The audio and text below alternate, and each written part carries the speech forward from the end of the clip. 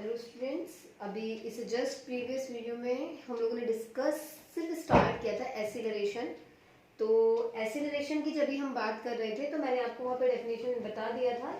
The rate of change of velocity is known as acceleration. See, acceleration होता क्या है वो हमें पता होना चाहिए। What is acceleration? So the rate of change of velocity is known as acceleration. अभी वर्ड आप देख रहे हैं रेट, आपको यहाँ पर रेट वर्ड दिखाई दे रहा होगा। देखिए, रेट फिजिक्स में बहुत इंपॉर्टेंट वर्ड है जिसके बारे में पता होना चाहिए। रेट का मतलब है, अभी आप बहुत सारे डेफिनेशंस 9th में 10th में और पढ़ने वाले हैं।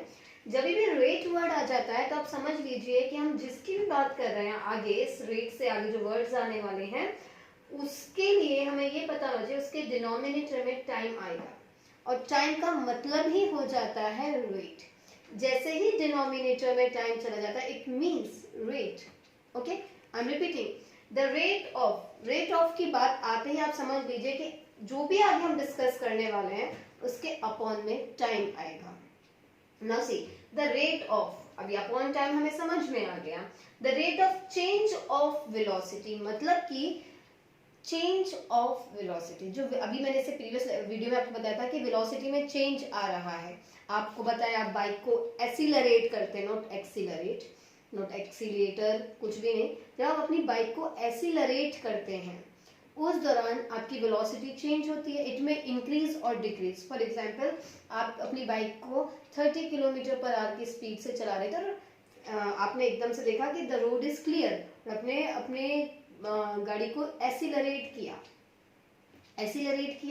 तो एसिलरेट करते ही होगा क्या? देखिए, एसिलरेट करते ही क्या होगा कि आपकी बाइक में भी 50 किलोमीटर पर आवर से चलने लगी, तो वेलोसिटी चेंज हो गई। वेलोसिटी चेंज हुई, कितना टाइम लिया वेलोसिटी ने चेंज होने में वो आप मेंशन कर लीजिए कि 2 सेकंड्स में 35 से 50 पहुंची है, या 3 सेकंड्स में 35 से 50 किलोमीटर पर आवर तक पहुंचा है, तो टाइम हो गया आपका 3 सेकंड्स। तो ये जो चेंज ऑफ वेलोसिटी आया टाइम के दौरान, उसी को बोला जाता है एसिलरेशन। इसी को क्या बोला जाता है? एसिलरेशन। इसको डिनोट करते हैं हम स्मॉल ए से, जैसे मैंने अभी एग्जांपल लिया था वही आप याद रखेंगे। तो एसिलरेशन को डिनोट किया जाता है स्मॉल ए से। तो चेंज ऑफ वेलोसिटी, इसका फॉर्मूला होता है acceleration is final velocity minus initial velocity upon time. Acceleration को डिनोट किया ए से, फाइनल वेलोसिटी को डिनोट किया स्मॉल वी से, माइनस इनिशियल वेलोसिटी को डिनोट किया स्मॉल यू से upon t for time. So A is equal to V minus u upon t. ये बहुत ज्यादा इंपॉर्टेंट है फॉर्मूला। रीजन, अभी जब आप 3 इक्वेशन ऑफ मोशंस पढ़ेंगे जिसपे बेस्ड आपकी 9th का चैप्टर ग्रेविटेशन और 10th 11th 12th सारी जो इक्वेशन ऑफ मोशन है ये 11th 12th तक आपको काम आएंगी। तो उसके लिए सबसे इंपॉर्टेंट फॉर्मूला ही होता है A equals to V minus u upon t. So what is acceleration?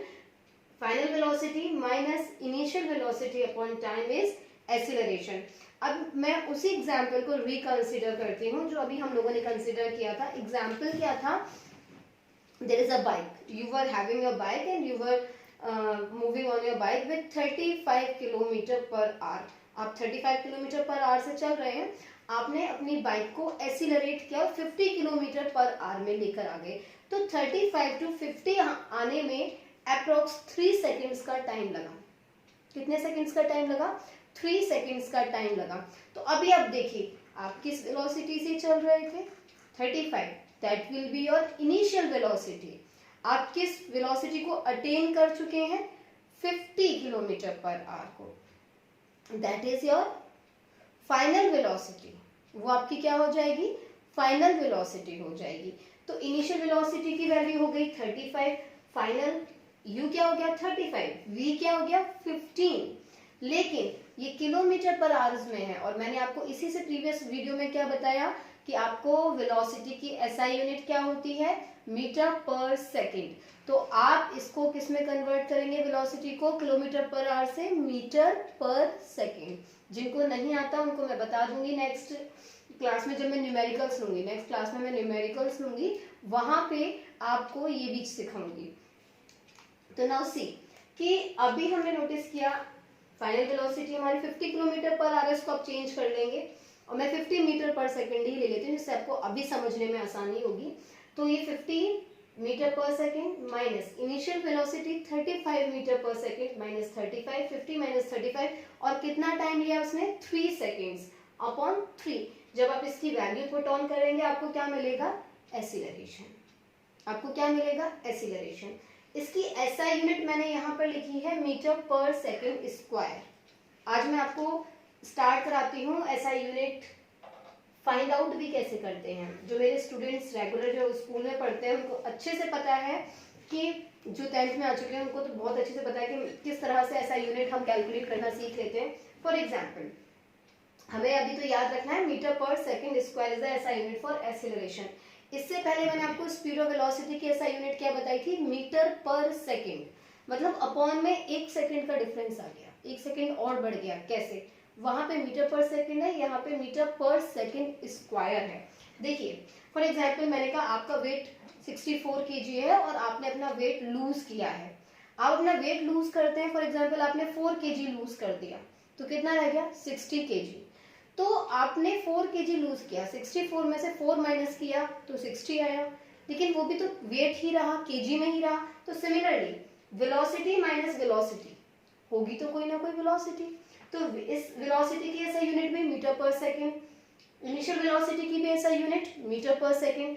तो इन फाइनल माइनस इनिशियल करेंगे तो कोई वेलोसिटी आएगी, उसका ऐसा यूनिट भी क्या होगा, मीटर पर सेकेंड। तो वेलोसिटी माइनस वेलोसिटी उसके लिए भी ऐसा यूनिट क्या हो गया, मीटर पर सेकेंड। और टाइम के लिए ऐसा यूनिट क्या हो गया, अपॉन सेकेंड। ये शायद आप लोगों को आता हो सॉल्व करना। ये न्यूमरेटर बन गया अब हमारा मेन और ये बन गया डिनोमिनेटर। न्यूमरेटर 2 फ्रैक्शंस का है लेकिन डिनोमिनेटर सिंगल है, तो अब हम डिनोमिनेटर में अपॉन 1 लगा देंगे। अभी इन दोनों का क्रॉस मल्टीप्लिकेशन, इन दोनों का नॉट क्रॉस, इन दोनों का मल्टीप्लिकेशन, इन दोनों का मल्टीप्लिकेशन, एक्सट्रीम्स और मिड मतलब बीच वाले और एक्सट्रीम्स, इन दोनों का आपस में मल्टीप्लाई।